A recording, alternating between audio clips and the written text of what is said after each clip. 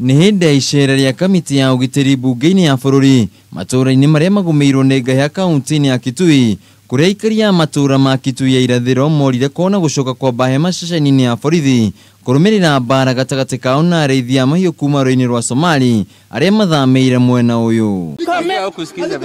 Kũringana na aikari nĩ mokĩire thirikari nĩ kwaga kũmahe ũgitĩri wa kũigana amu makoretwo magĩtharĩkĩrwo mahinda kwa mahinda. Mashamba tumeumia sana na tumelalamika ili serikali iangalie itatusaidia namna gani. Wazee wako hapo waliona hao watu walitolewa kaunti zingine, walitolewa Isiolo, wakatolewa Wajia, Mandera, wakaletwa hapa. Na unajua walikuja na security. Hatuna uoga kusema walikuja na security wamelindwa. Wakakuja wakawekwa hapa.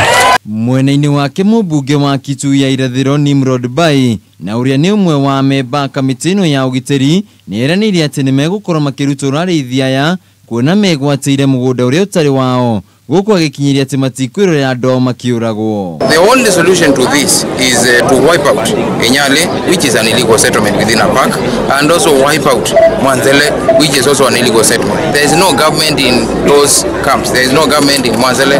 There is no government in Inyale.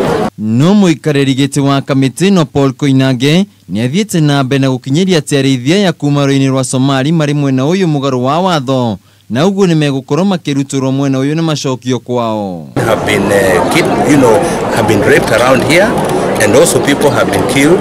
Some have been maimed. Yesterday I was with a gentleman who had already been shot in one leg. And also what we are realizing, the people who are doing this, they are highly armed, that civilians here are very worried. Ngahiha ici ciambĩrĩirie kiumia kĩhĩtũku na gũtiga aikari ya mwena ũyũ makĩũra kwao na gũikara ceceni-inĩ ya borithi, na rĩu marĩ na mwĩhoko atĩ thirikari nĩ ĩkũigua kĩrĩro kĩao nĩguo macoke mĩciĩ yao amu nginyagia ciana citirathiĩ thukuru.